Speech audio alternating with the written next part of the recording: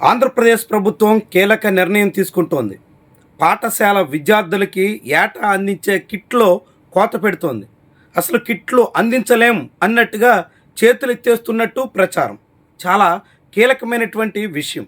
గడిచిన కొన్నేళ్లుగా ఏటా పాఠశాల విద్యార్థులకు స్కూల్ బ్యాగ్తో పాటుగా బుక్స్, ఇతర అనేక రకాల వస్తువులను అందిస్తున్నారు. అందులో బెల్ట్ దగ్గర నుంచి షూ వరకు చాలా రకాల అవకాశాలు స్టూడెంట్స్కి దక్కుతున్నాయి.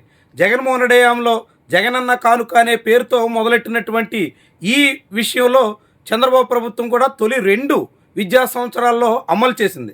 అయితే అప్పుడు అందించినటువంటి బ్యాగ్స్ మీద దానికి సంబంధించినటువంటి నాణ్యత గురించి చాలా పెద్ద చర్చ అయితే ఉంది.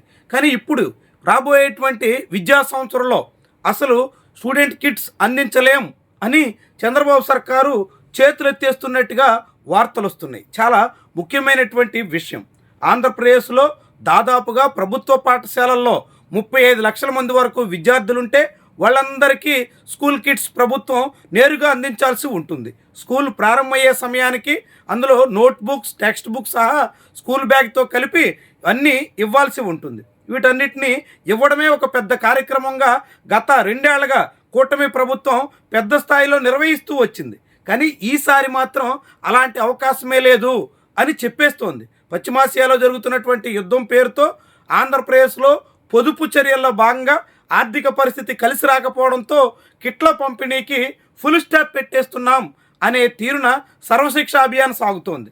నిజంగానే సర్వశిక్ష అభియాన్ ఇలాంటి నిర్ణయం తీసుకుంటే రాష్ట్రంలో పేద విద్యార్థులందరికీ ఇది తీరనట్టు అన్యాయం చేసినట్టుగా మారుతోంది. ఎందుకంటే ఇప్పుడు స్కూల్ బ్యాగ్ దగ్గర నుంచి షూస్, ఇతర వస్తువులన్నీ కొనుగోలు చేయాలంటే ప్రతి కుటుంబం మీద కనీసంగా 5,000 రూపాయల వరకు భారం పడేందుకు ఆస్కారం ఉంటుంది. అంత పెద్ద మొత్తంలో ప్రతి కుటుంబం భారం భరించాలంటే అది చాలా పెద్ద సమస్య అవుతుంది. అనేక కుటుంబాల్లో విద్యార్థులకి కనీస సదుపాయాలు కూడా లేనటువంటి పరిస్థితి ఏర్పడుతుంది.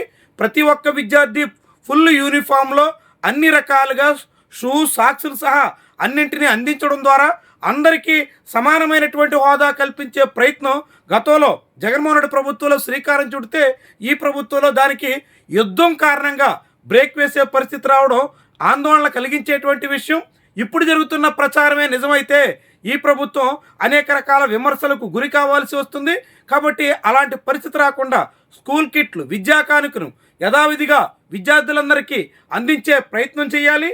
ఈ విద్యా సంవత్సరం కూడా కొంత ఆటంకాలు వచ్చినప్పటికీ పిల్లల చదువుల మీద ఎటువంటి భారం పడకుండా, పిల్లల చదువులకి ఆటంకం రాకుండా చూడాల్సినటువంటి అవసరం ఉంటుంది.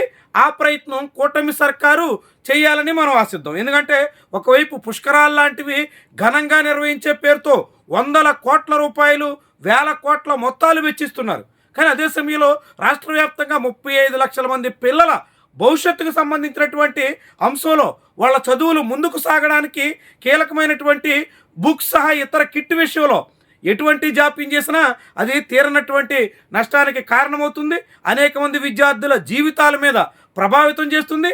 అలాంటి పరిస్థితి రాకూడదని ప్రభుత్వాలు స్కూల్ కిట్లు పంపిణీ విషయంలో చేతులెత్తేసే దశకి చేరకూడదని మనమంతా కోరుకుందాం. ఖచ్చితంగా స్కూల్ కిట్ల పంపిణీ యథావిధిగా రేపు జూన్ 12న పాఠశాలలు తెరిచిన వెంటనే ప్రతి విద్యార్థికి అందించే ప్రయత్నం చేయాలని కోరుకుందాం. అలాంటి ప్రయత్నం మాత్రం చంద్రబాబు ప్రభుత్వం విరమించుకుంటే చాలా తీవ్రమైనటువంటి ప్రజాగ్రహానికి గురి కావాల్సి వస్తుందన్నది మాత్రం వాస్తవం.